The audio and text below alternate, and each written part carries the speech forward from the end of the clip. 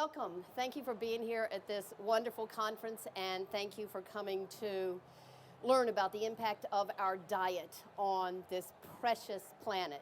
My name is Kathy Stevens, and I run a place in Saugerties, New York called Catskill Animal Sanctuary.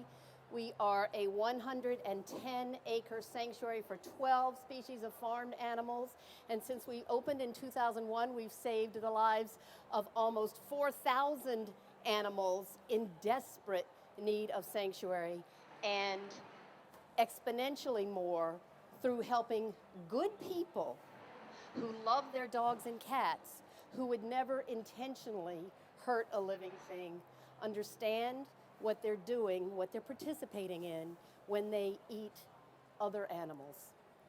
I know you're here because you're concerned about the gravest problem this planet has ever faced, and I bet that many are here because you want to feel empowered, right? It's a scary time. It's a really scary time to be alive. So I suspect that on some level, each of you is here to know what it is that we can do that's a lot bigger than recycling, a lot bigger than buying local, a lot bigger than changing light bulbs.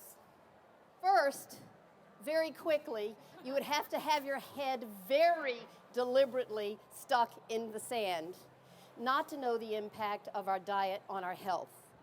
Our meat and dairy-based diet is a cause, or in many cases, the leading cause of problems such as heart attack, stroke, type 2 diabetes, many forms of cancer, acne, allergies, gout. The list is very, very long. We're the fattest and we're the sickest country in the industrialized world because of our meat and dairy-based diet. And what are we doing to the only planet we have? The methane from cows is exponentially more potent at cooking the planet than the CO2 that everyone, including Al Gore, talks about. This is a very inconvenient truth. It was such an inconvenient truth that Al Gore didn't dare name it in his award-winning film. He was too frightened. It's not that he didn't know. He was too frightened by the powerful lobbyists, by their friends in Congress, by multi-billion-dollar industries to name the real problem. The real problem is our consumption of animals and their products. The big multi-million-dollar environmental organizations don't name it because it's uncomfortable, right? Because we're challenging good people, good, kind people who organize their lives around compassion. We work so hard to organize our lives around compassion, and yet if we say, you've got to change what you do 3 times a day, maybe they think they would lose a lot of their donors. I don't know. Ask them why they're not talking about the biggest threat we have ever faced and about the only way we will ever turn the ship around. It's not there. Coal, fracking, nuclear energy, oil. It's not just that growing animals to feed humans is cooking the planet. It is also the leading cause of dead zones all around the world. Our oceans are being choked by runoff from agriculture that's so potent that these areas in red are considered dead zone. The yellows are considered areas of concern. They are too choked by nitrogen from the runoff from farms all around the coast that they cannot sustain life. This is an overhead photo of one pig farm. And that's what's called a manure lagoon. That is one photo of one pig farm. And where do you think that water goes? Where do you think it goes? We're growing 65 billion animals around the world, and that doesn't include sea life. That's just cows, pigs, chickens, turkeys, etc., land animals. We are losing thousands of plant and animal species because of our consumption of food that is making us sick and fat, and that is killing the environment, and that is killing animals because we're taking down their habitat, or their habitat's gotten too hot because of global warming. Here's the truth. In a snapshot, it takes 15 to 20 times the amount of natural resources to feed someone who eats animals and their products as it does to feed a plant-based eater. Look at the land required to feed a meat eater compared to feeding a vegan. To feeding a vegan. Look at the water use compared to feeding a vegan. Look at the consumption of oil, and look at the comparative carbon footprint. Here's the meat eater, and here's the vegan. We are expected to be 10 billion people by mid-century, right?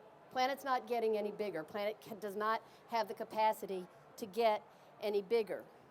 There is a beautiful little activity. You can Google it. It's called the Earth as an Apple. You slice 3/4 of the apple and set it aside because 3/4 of our planet is comprised of water. So all you're left with is 1/4 of the planet that has to sustain all humans, all land animals, and all the plants designed to feed all of us, the animals and the humans. With a population going through the roof, and the planet not getting any bigger, and all of us profoundly concerned about climate change and planetary destruction, otherwise we wouldn't be here, is it not incumbent upon every single one of us to do all in our power to have the smallest footprint? And now let's talk about the animals. What is the difference between him and her? Isn't it that our culture eats this one and not this one? What is any difference that has any substantive meaning? In a lot of parts of the world, they do the reverse. They would eat the dog and worship the cow. There's no inherent right or wrong in what we eat. It's culturally based and nothing else. Why does that make us recoil? Here's what I've learned in 15 years of living with these animals, getting in the dirt with them, loving them, kissing them, saying goodbye when it's time to let them go, welcoming them when they've never known kindness, and then helping them heal and celebrating who they become. They are every bit as individual as you and I. I could pick 10 random people out of this crowd, and 10 chickens, any 10 chickens we could pick from Catskill Animal Sanctuary are every bit as individual as any 10 of us. Their emotional lives are no different than ours. You know this to be true about your dog. You know your dog gets bored, gets upset, gets anxious, is so excited that he's about to pee all over himself when you get home. But you know that. It's only a surprise that ducks and cows and sheep and pigs and chickens are the same, because we're in a culture that discourages us from knowing that, but it's the truth. Pigs don't jump. Pigs do not jump. They are not designed to jump. It hurts them to jump. It's why baby pigs, when you pick them up, scream, because they're terrified of being dropped and being injured. And yet, this pig so wanted to live that he jumped out of a truck speeding down a highway. We all move toward life and toward joy, and we all move away from suffering and pain and death. And you cannot tell me that suffering or pain feel any different to that little chicken than they do to me. In other words, in all the ways that matter, as you might have heard other people say before, a dog is a whale, is a pig, is a child. This is who they are. This is who they are. That's Amelia. That's Molly. That's Henrietta and her friend Lacey. They're not with us anymore. They were adopted. That's Patrick and Phineas. That's Bernard. That's little Thomas. That's Peggy Sue and Nadine. That's Atlas and his best friend, a little chicken named Ethel. Barbie loved Rambo. Barbie ignored her chicken friends. She was a free ranger. She could have gone anywhere she wanted on 110 acres. Where she wanted to be was with him. She became so attached to him that she used to climb on top of his back and use him as a sofa. Now, the problem with that, Rambo had another girlfriend. Rambo's other girlfriend was a sheep named Hannah, who was very, very, very reliant on him. Wherever he was, she was like this. She really, really emotionally needed him. So Hannah was not too happy when she discovered the friendship between Barbie and Rambo. And things became so bad that Hannah the sheep had to go permanently to time out, we call it, while Barbie was still alive, to a field, farther away from the barn, because she was trying to hurt the chicken. So there's my little story that proves, I hope, that their lives mean something to them, that their emotions run as true and deep as ours do. Hank loved Jen so much that every time she picked him up, he would wrap his wings around her the way a mother hen comforts her babies. In the broiler industry, chickens are allowed to live 7 weeks. They're engineered, and we give them so many antibiotics which promote growth that they grow so quickly that up to 5% die before they are killed at 42 days old. They go to their death peeping like little babies because that's what they are. They don't look like it, certainly, when they're wrapped in plastic, but that's what they are. And they still have the blue eyes that they're born with. Doesn't that look like a nice life? The catchers are paid by the hour, so they're grabbing by the legs, by the necks, by the wings. That's how they're transported, as many as you can shove into a truck. And that's how they die. Cows are profoundly emotional animals, and when they love their people, they really love their people. Be prepared if you ever visit Catskill Animal Sanctuary, and I hope you will, for lots and lots and lots of very scratchy cow kisses. The dairy industry takes the mother cow, takes the female, impregnates her artificially because there's no such thing as a milk cow. They make milk when they're bred, and the milk is meant for their babies, but we impregnate them. Even on the humane farms that call themselves humane, the process is still the same. This is a typical milk parlor. This is what a cow who has a severe case of mastitis, probably from being given bovine growth hormone, being forced to produce far more milk than they would naturally. And this is a video of a newborn baby being taken away from its mother so that we can drink the food that was intended for that baby. For that baby. The girls are grown on farms and put back into that same indentured servitude or slavery, pick your term.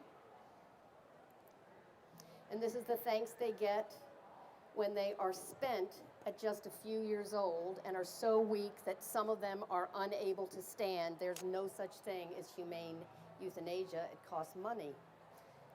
So they're left to languish for however long it takes a cow to die, a cow too weak to stand to die. The egg industry cuts off beaks, shoves chickens into cages.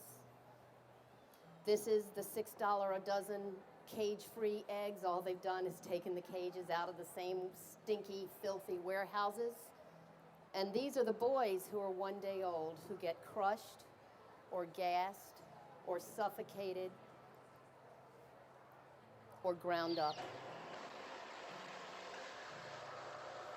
Pigs are a force of nature. They are smart, they are willful, they want what they want when they want it, and their emotions are so much like ours that it's easy to read them. They laugh, they cry, they have temper tantrums, they pout, you can hurt their feelings. They're so much like us that we're a couple years away from harvesting their organs. We're already using their heart valves, from harvesting their organs to use as human transplants. That's who they are, and this is what we do. We thump the babies who are too weak or sick or small to be profitable. We bash their skulls in. We take boys' testicles off with no anesthesia. We put that smart animal with the intelligence of a child. They are something in an environment where they're allowed to thrive. They are a hard animal to manage because of their strength and their emotional depth and their willfulness. And this is where a mother cow spends her life. She can't move. She can't move forward. She can't move backward. She can't move to the side. Imagine your children locked like this. Because it's quick and it's profitable and it keeps the people safe. But look at that face. And then when she's about to give birth, we give her a few more inches, not out of concern for her, but so that she can nurse her babies, but she still can't turn around to touch them. She still cannot touch her children. They're the ones who don't make it.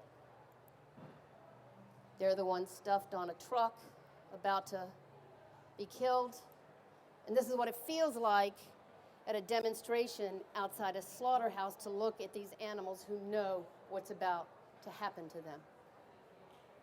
I know that there could have been many other ways for you to spend your afternoon, but you are here again because of your compassion, because of your concern.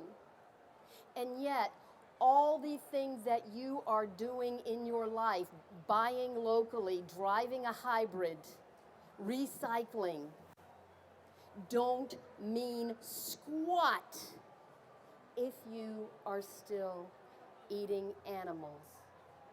Its impact is simply too great. And I know if you're just hearing this, I'm sure most of you have heard it, but if there's anybody who's just hearing this for the first time, please don't believe me. Go see Cowspiracy, do your own research. It is our consumption of animals and their products is the leading cause of global warming, the leading cause of water pollution, the leading cause of species extinction, the leading cause of deforestation. We're taking down the forests to grow corn and soy to feed cows who give us so much less food in return. CAS is a very joyful place. Free-range animals walking up to you, asking for love, licking your face, climbing in your car. It's a very, very, very joyful place. It's not a heavy place. This had to be a heavy talk because the world has got to, we got to do it. It's going to take every single one of us. When will we stop allowing taste to trump everything that we cherish? You and you and you and you and you, everybody has to help turn this ship around. So whether it's for this little teeny only planet we have, or whether it's for your health, or because you believe that we are all the same, I hope and pray that you will leave this conference today as a vegan. Thank you very much.